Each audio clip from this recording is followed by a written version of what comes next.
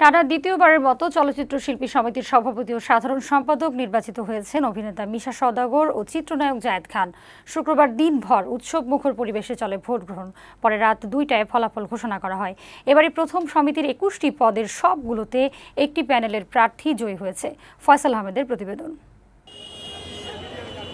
নানা আলোচনা সমালোচনার পর শুক্রবার অনুষ্ঠিত হয় চলচ্চিত্র শিল্পী সমিতির দ্বিবার্ষিক নির্বাচন। দিনভর উৎসবমুখর পরিবেশে ভোট গ্রহণ শেষে শুরু হয় গণনা। তবে মধ্যরাত গড়ালেও অপেক্ষার প্রহর কাটে না শিল্পী সমিতির সদস্যদের। আগামী ২ বছরের জন্য এফডিসি সহ চলচ্চিত্র উন্নয়নের দেখভালের দায়ভার কাদের উপর যাচ্ছে তা জানতে অধীর আগ্রহে অপেক্ষায় সবাই।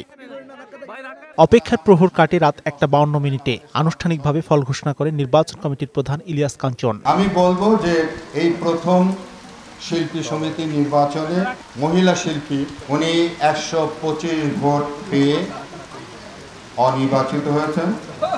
মিশা সওদাগর ২২৭ ভোট। নির্বাচনে সভাপতি পদে খল অভিনেতা মিশা সওদাগর ২২৭ ভোট পেয়ে চিত্রনায়িকা মৌসুমীকে পরাজিত করেন।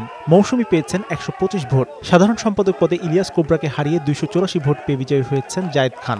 এছাড়া সহসভাপতির ২টি পদে নির্বাচিত হয়েছেন মনোয়ার হোসেন দীপজল ও চিত্রনায়ক রুবেল, আর সহসাধারণ সম্পাদক হয়েছেন আরমান। ফল ঘোষণার পর নবনির্বাচিত সভাপতি সাধারণ সম্পাদক জানান, এফডিসির অবকাঠামোগত উন্নয়নের পাশাপাশি চলচ্চিত্র শিল্পকে এগিয়ে নিতে কাজ করবেন তারা। এখন আমার মালাটা আমি পড়লাম আর কি, আমার আগে মালা ছিল, মালাটা আমি পড়লাম এবং আমি মৌসুমীর কাছে বলবো যে ইনশাআল্লাহ জয় পরাজয় হার যে চিরদিন থাকবে, তবুও এগিয়ে যেতেই হবে। ২ বছর চেষ্টা করেছি ভালো কাজ করার, শিল্পীদের পাশে থাকার, আর চলচ্চিত্র শিল্পী সমিতির উন্নতি করার। সেটুকু করতে পেরেছি কিনা জানি না। তারই বহিঃপ্রকাশ আজকে শিল্পী সমিতির নির্বাচনে দ্বিতীয়বারের মতো আমরা দ্বিতীয় মেয়াদে নির্বাচিত হয়েছি।